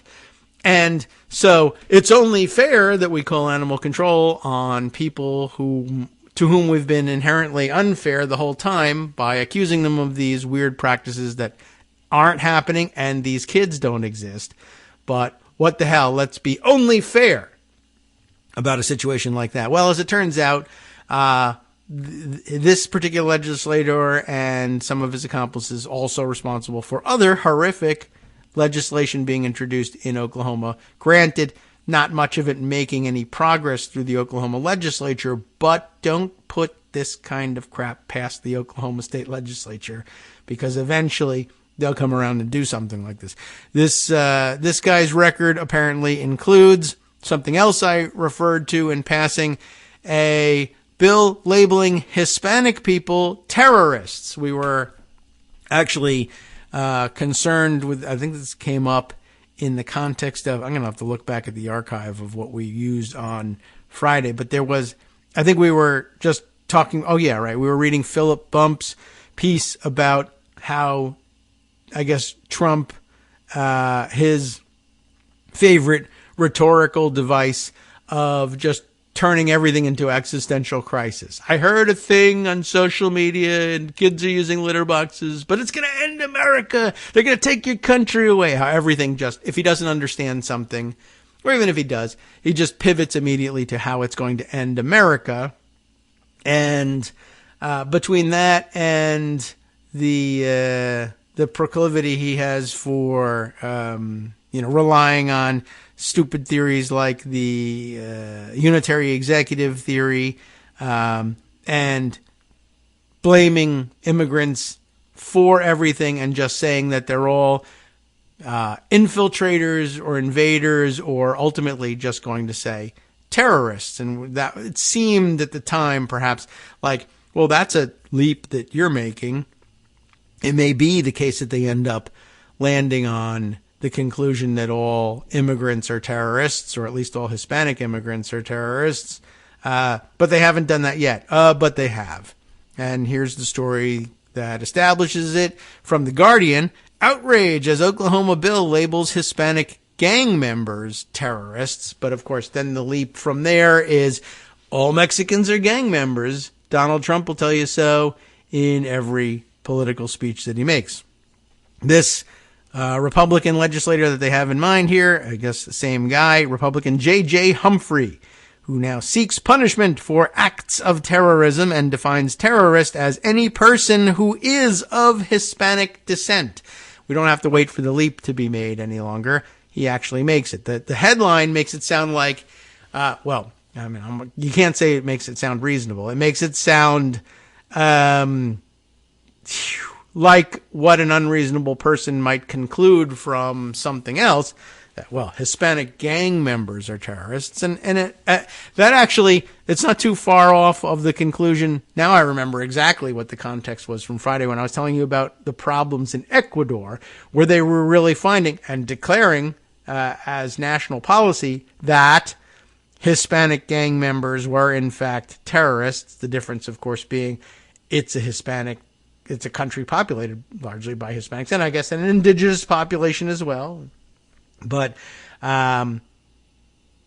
it's a little bit different, I guess, in context to say that in Ecuador, our street gangs, and they don't bother saying, well, they're Hispanic street gangs. Well, those are the street gangs we have here.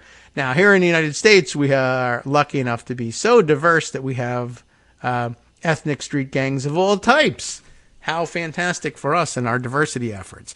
However, the Ecuadorian government was declaring that the street gangs that they're experiencing difficulties with are terrorists.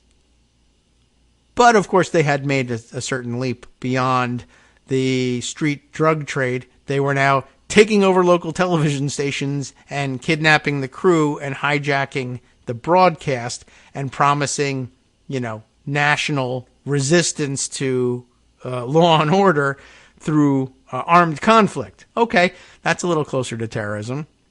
But I guess, J.J. Humphrey takes cues from that and says, we should do the same here. And in fact, we should get rid of the part where just gang members are terrorists. Everybody is.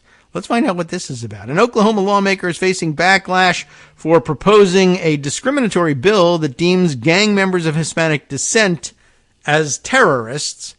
The Republican State Representative J.J. Humphrey introduced the bill HB 3133, which seeks to combat problems in the state, such as drug and human trafficking, all the traffickings, really, and lay out punishments to those who have committed these acts of terrorism. By the way, yes, just checking the date on this one. it is, in fact, the current article. I was just sort of wondering how they got to HB 3133 already, since so many state legislatures are beginning anew at this point. But I guess they're in the second year of their term there. But anyway, the punishment for such a crime would be forfeiting all assets, including any and all property, vehicles, and money, in addition to a member of a criminal street gang and someone who has been convicted of gang-related offense.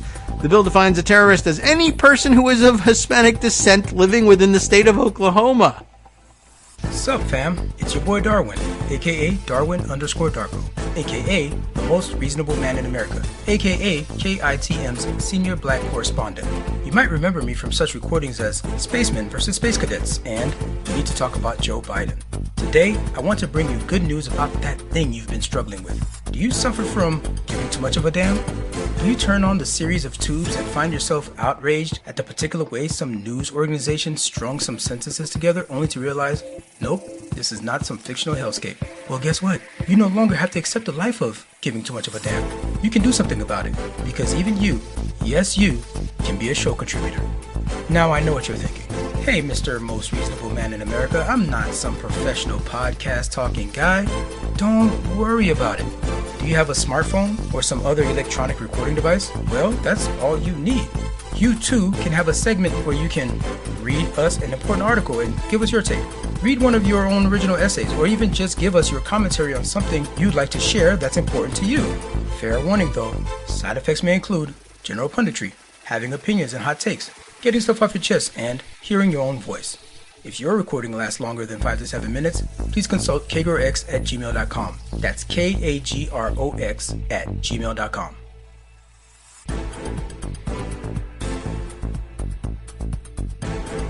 All right, welcome back now to the Kagro in the Morning Show here on Netroots Radio. Yes, so we went straight into the break with the most outrageous part of all of this. What's his name? J.J. Humphrey, state legislator, Republican, in Oklahoma. His bill, in addition to outlining new punishments for, I don't know what, participation in street gang membership, at least Hispanic street gang membership. I don't know. No word on whether this applies to Hispanic members of non or not exclusively Hispanic street gangs. But, well, at least this part has to apply for some reason. And I don't know whether he intended to do this or was a drafting error. Or, I mean, he's backed off of it since and I guess adopted the excuse that it's some sort of drafting error. But I don't know how you accidentally make the mistake of defining as a terrorist any person who is of Hispanic descent living within the state of Oklahoma. What? That sounds wrong. No other racial or ethnic group is singled out in the legislation, by the way, in case you were wondering. The move was met with fierce criticism, as you might have imagined. The state senator Michael Brooks, who serves as the Senate's Minority Caucus vice chair and founded the Oklahoma Latino Legislative Caucus, said the move by Humphrey was unsurprising. So I guess that did not shock him, given who Humphrey is. To have the law treat people differently based on their race or ethnicity only creates greater divides, Brooks said. That's not news. The bill is fatally flawed, I hope, anyway, and I don't know whether there's much of a way to be able to change it. Okay, but that wasn't really the commentary I was looking for from Brooks, but okay. Some Oklahomans voiced their outrage on social media. On Twitter, one person said, "Tell us you're racist without telling us you're racist." That's a construct we're all familiar with, but I guess it's still news to the folks at The Guardian.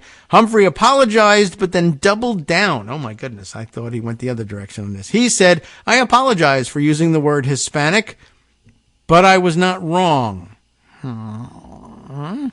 Again, these are Hispanic. That actually says that. Again, these are Hispanic. Reality is they are Hispanic. There's nothing to be ashamed with. Wow. So, first of all, Mr. Humphrey, in this country we speak English. There's nothing to be ashamed of. What is wrong with you? Why can't you speak English when you come to this country? Humphrey said he will go back to the bill and amend the language from Hispanic to, quote, undocumented here illegally or something like that, unquote. So I guess he's still working on the formulation here. Yeah, I mean, I'm just surprised that he forgot to throw in there, illegal, because they love to say as much. But all right, I mean, I don't know that fixes anything.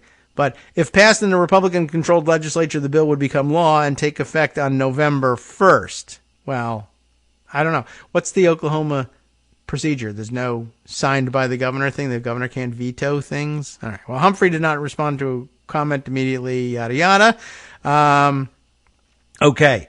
And, that was pretty damn interesting. As it turns out, he's got a litany of terrible legislative ideas, including, I think, if I put this aside correctly, and it's not clear that I did, but I'm pretty sure I saw mentioned on social media that he also has as an important legislative priority for him is legalizing cockfighting. The kind you can talk about on the radio without, bleeping yourself, right? The avian type chickens, right? One, never really sure that was going to be a necessary activity anywhere, but I guess they're calling out for it in Oklahoma, which is interesting because, as I recall, from no less a source than maybe kind of sort of remember seeing a movie of this sort of thing, but I mean, isn't there a fairly strong cockfighting tradition in Latin America? The people who will be terrorists when they get here to conduct all this now legalized cockfighting, the fighting is legal, but getting here to train the birds to do the fighting is not, I guess. I don't know. So, more internally contradictory problems for weirdo Republicans. But this guy, every bill he puts his hands on is a natural disaster. So, worried about, we got to legislate furries out of the schools by saying we're going to call animal control on them. Which, of course, by the way, if there was such a thing as grade school furries with kids pretending to be animals, and you didn't like it, and that's clear that they don't like it, having them removed by animal control probably feels to you like, haha, vindictive justice. You say you're an animal, well, I'll give you a piece of my mind. And you say you want to be an animal, you'll be treated like an animal. So there. But that would just be furry affirming care at that point, don't you think? I mean, if there was such a being as a grade school kid who insisted on pretending to be as he said, an imaginary animal, you would probably only affirm that feeling if you dealt with him as an animal. But don't worry about it because that's, I know that's internally contradictory and that might not bother you, but if it does, by any chance, don't even worry about that because there are no such kids. So forget about it. And then also, but if there were such kids and they imagined themselves to be roosters, well, then there's a career path for you in Oklahoma. You could be a professional fighter. You're the world's first MMA furry elementary school students, training to fight in the octagon. Do they use an octagon for the chickens? I don't know. The only thing is you can't be Hispanic or be trained by a Hispanic trainer because that's terrorism. Imagine living in this world. I don't know how you I don't know how you get out of bed and make it through the day. Everything is such a threat to this guy, which I guess maybe that's why they wear such wide-brimmed hats so no one can get close to them without bumping into. I don't know.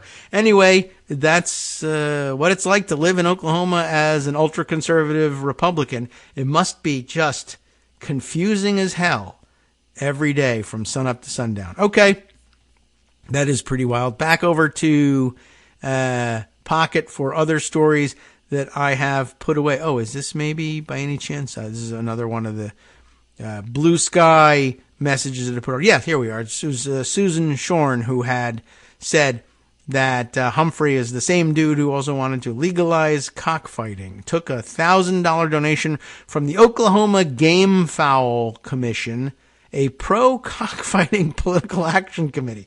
That's something I would want to list myself as. And pushed a bill that eventually died in the Oklahoma Senate. It was killed by a chicken, which is amazing.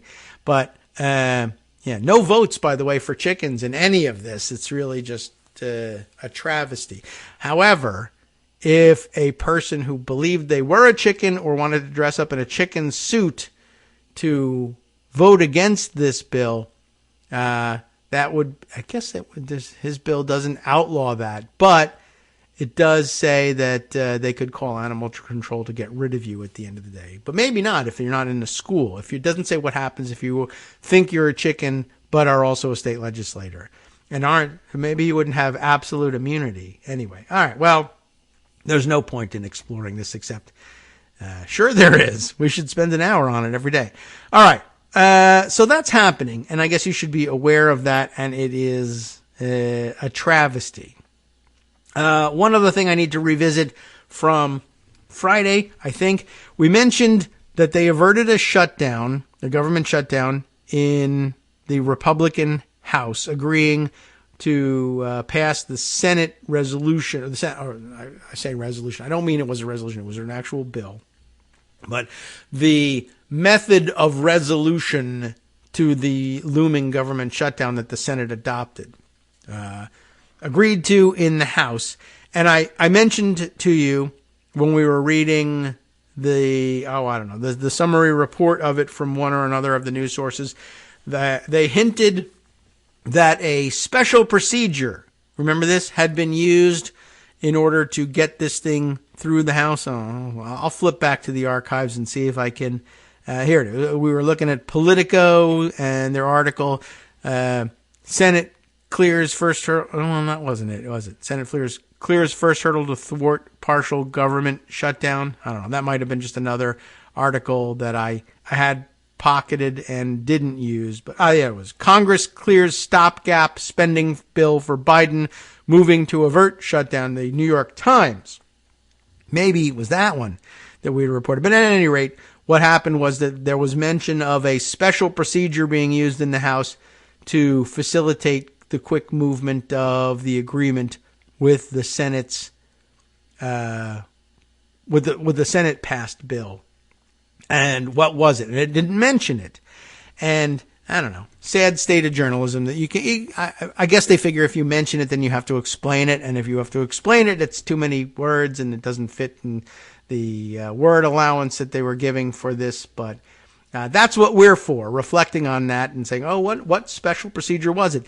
The answer is in the Axios reporting with on the subject from the same day. The House's suspended majority, this Hans Nichols and Julie Grace Brufke, oh my goodness, Brufke, both vaguely Germanic sounding in the names, but they're reporters right here in America. Anyway, the House's suspended majority, that's the hint at what was this special procedure. House Republican leaders, they reported last week, are coming to terms with a cold, uncomfortable reality this January. They'll need Democratic votes to pass any real legislation in 2024. That's true. That's part of what was leading to the story of Greg shared earlier of Republicans being embarrassed that they had no accomplishments to run on in the 2024 elections, having accomplished near zero in the Republican-controlled House over the past 2 years. And in particular, anything that they actually did achieve, they had to work with Democrats in order to do it. So there's no partisan messaging. They can't go back and say Republicans delivered this in Congress because, anything that actually got delivered, if not merely with Democratic help, which embarrasses and upsets them as Republican partisans, but wouldn't necessarily even be an accurate description, given that in many cases the majority of the votes for that measure that counts as an accomplishment was delivered by Democrats in the House. So what's up? This is Axios, so they like to format their things this way. Why it matters. Like, again, usually almost every time I'm turning to Axios for coverage, it's like, world explodes. Why it matters? Well, it's our planet. That's where we live. But I'm stuck with it like a grade school kid. I can't just skip this or incorporate it into the opening paragraphs. I have to have a why it matters section in order to follow the rubric. Why it matters. calling it governing under suspension, or call it governing under suspension. Legislation can pass the House, but only with Democratic support. Again, just a hint, but those of us who have been listening long enough know what this means. The upshot of all of this is, what was the special procedure that they used to pass the Senate proposed and Senate passed bill to avert the shutdown? Suspension of the rules. And does everybody remember what that is? And why it's advantageous, even though it's actually, should be considered more difficult to pass something under suspension of the rules. Okay, brief primer, just to remind everybody, suspension of the rules requires a 2/3 majority to consider the bill passed. The advantage being, well, one, it actually gets considered a little more quickly. It's usually 40 minutes for debate of a bill being brought under suspension of the rules as opposed to an hour. How come? I don't know why they decided on 40 minutes, but they did. Why is it possible? How can you do it? Well, you can do anything you want in terms of setting the rules for debate. Normally, when you go to the Rules Committee, they can select any amount of time, I guess, that they want for the debate, so long as the rule that they propose saying that debate will be 97 minutes. If the House approves the rule, you've had your chance to ratify it. What's the default rule for debate? The standing rules of the House, if you don't change them through the adoption of a special rule from the Rules Committee, is that you get an hour of debate. So you save 20 minutes in debate. It's not huge, but whatever. But again, this is usually for non-controversial bills, and why spend an hour when you can get it done in 40 minutes? But more importantly, a bill considered under suspension of the rules. And remember, you're bringing a Senate bill to avert a government shutdown, a Democratic-controlled Senate, bringing a bill to avert a government shutdown, which so many Republicans actually want to have. How is it that they simply said, in 40 minutes, sure, we'll take what you got? Well, there's a lot of things at work. One, the government shutdown deadline was that day. That adds some pressure. Two, that day was a Friday, and they wanted to leave town for the weekend and take their time back in district, even though, we say they're off for the weekend or they're taking vacation. They're not. They're working. But it's at home, and they'd rather be there than in Washington, D.C., especially if they happen to live, lucky enough to live somewhere else warmer than it was here in D.C. over the weekend. But third, yes, it also means that the bill cannot be amended. There are no amendments in order under suspension of the rules, which is interesting. Sometimes people complain about closed rules that the Rules Committee passes that don't allow any amendments. This is just a total suspension of the rules, but it also suspends the rules by which you would amend something that's brought to the floor. So 40-minute debate, no amendments allowed. And on top of all of that, the other benefit for someone like Mike Johnson here, looking for a quick resolution to these things, it also means that because the rules are suspended, that bill doesn't have to go to the Rules Committee for them to make up a special rule for the consideration of that bill. That robs them of the opportunity to change it or challenge it substantively, either by rewriting it in Rules Committee or allowing certain amendments that they think stand a pretty good chance of passing. And who does that take out of the loop? Chip Roy, for instance, the big cheese over at the Rules Committee, put on the committee as a concession by Kevin McCarthy to the hardliners, and as it turns out, ruining the ability of the speaker, whether it was McCarthy or now Johnson, to call, with any grain of truth to it, to call the Rules Committee by its previous nickname, the Speaker's Committee. Because now it's pretty much Chip Roy's committee. And one way to write Chip Roy out of the bill avoiding a shutdown, when he's interested in actually having such a shutdown, is circumvent the Rules Committee entirely. So, suspension of the rules. Now, that will require not only working with Democrats, but working with a lot more of them. And, of course, it means that you have some responsibility in delivering some significant portion of the Republican conference as well. You can't simply leave it up to Democrats and 6 so-called moderate Republicans to put together a majority and pass the thing. You need 2/3. So that's what happened. That was the special procedure, suspension of the rules. And if you didn't remember what it was about, now you do. Back to Axios. Driving the news. That's their template. What's driving the news? GOP leaders have telegraphed to rank-and-file lawmakers that any consequential piece of legislation this year, like funding the government or a potential tax bill, that too will likely end up being brought to the floor under suspension of the rules, according to aides and lawmakers. Another signal that anything they intend to do that's of substance will avoid the Rules Committee. So that explains the article that Greg brought to our attention earlier, the big embarrassment, right? The NBC News article. It's an embarrassment. We have nothing to run on. And who do they go to immediately for quote? Chip Roy. Chip Roy is saying it's embarrassing that we haven't accomplished anything. Mike Johnson is saying Chip Roy is why we haven't accomplished anything. The only way for us to get anything done, embarrassing as it may be, is to go around Chip Roy. He's made such a nuisance of himself on the Rules Committee through no fault of our own, except to the extent that I supported Kevin McCarthy in his giving Chip Roy a seat there. And now I inherited the trouble from it. Yeah, it's an interesting chain of events, don't you think? I don't think that gets mentioned in the Axios bill or article. So that's the additional added value of coming to hear us discuss this, or us discussing this, being me discussing it at you. All right. Well, you're all learning along the way, I hope.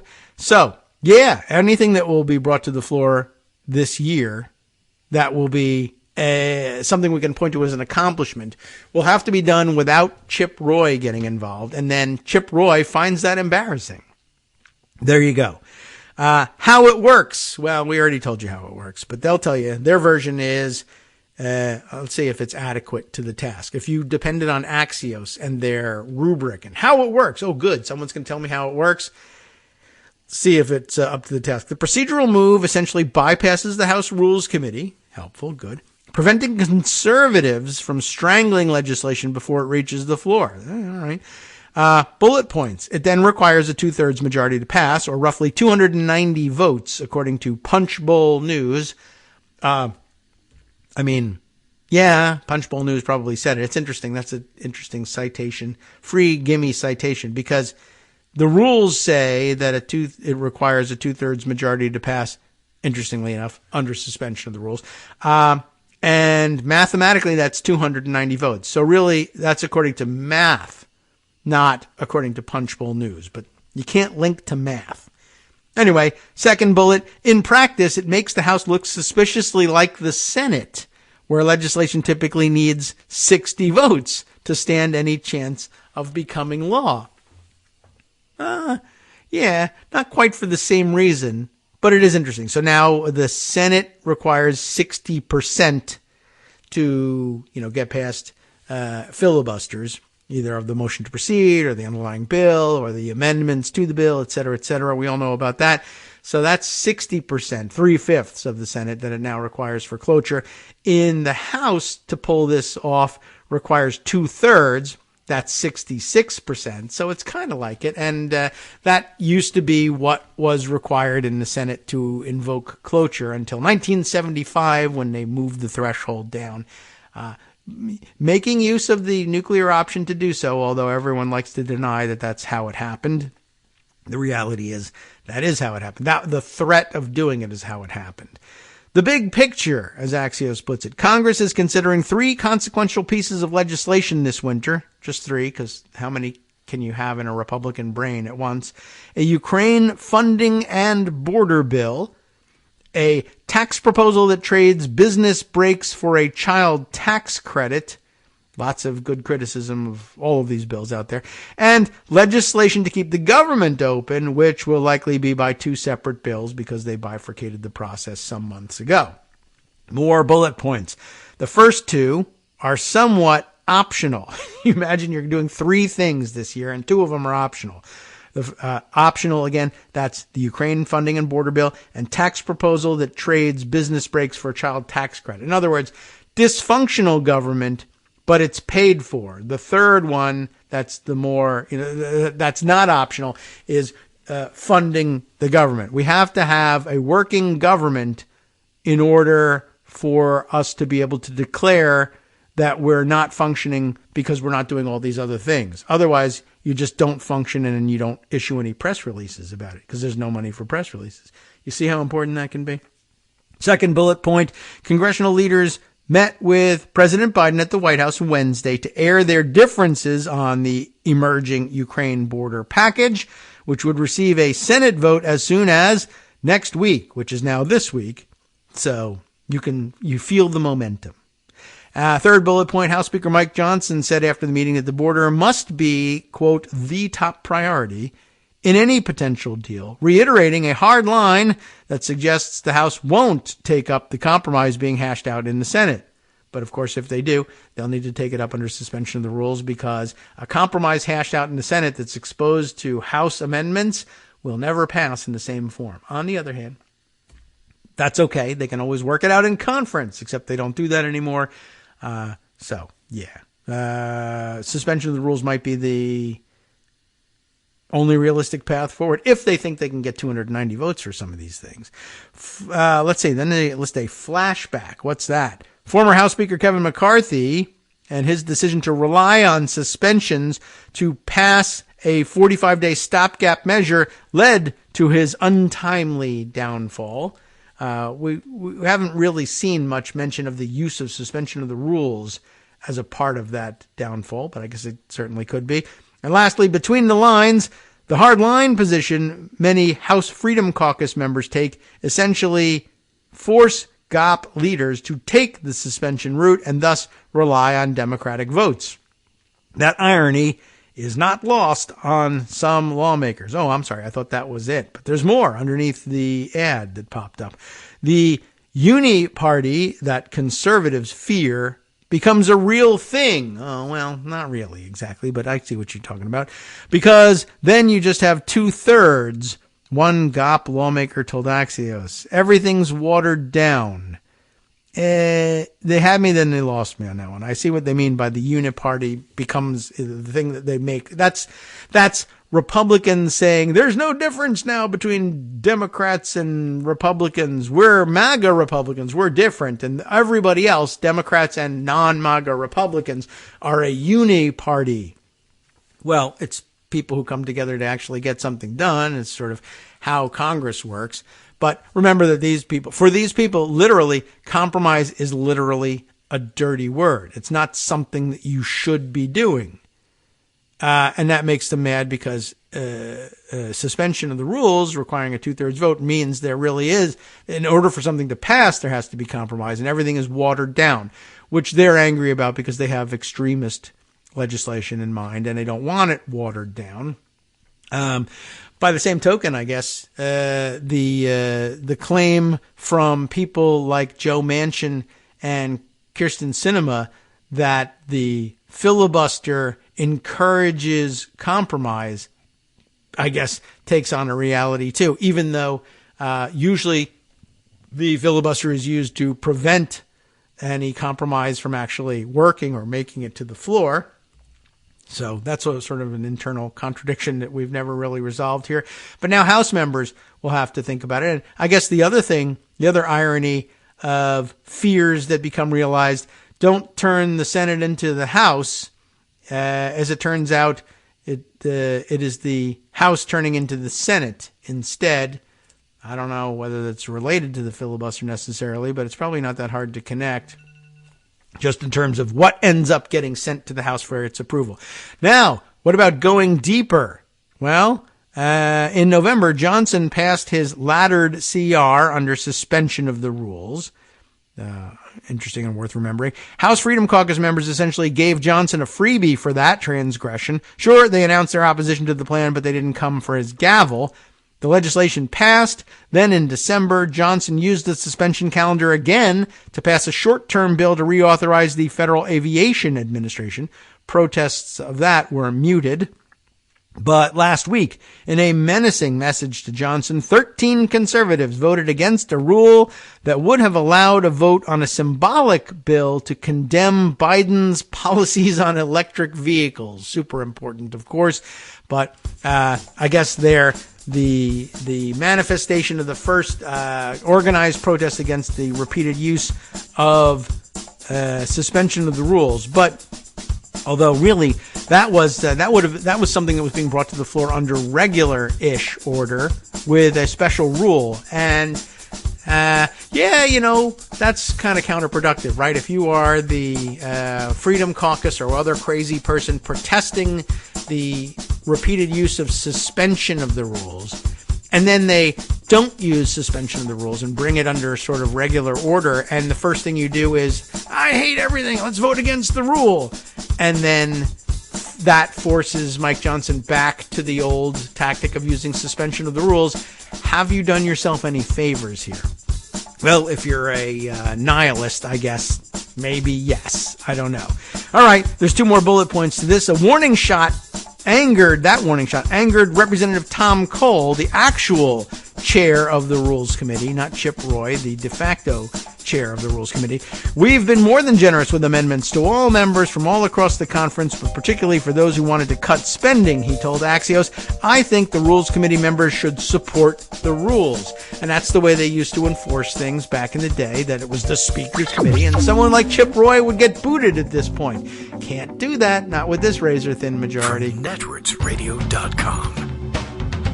You have been listening to Kagro in the Morning with David Waldman. All right, so that wraps up the Pete Catchbull edition of today's Kagro in the Morning show. We got to double back and clarify some things left hanging on Friday and get into the weeds of procedure and once again illustrate for you the weakness of most mainstream reporting on the subject. We'll do more of that the rest of the week. Justice is next.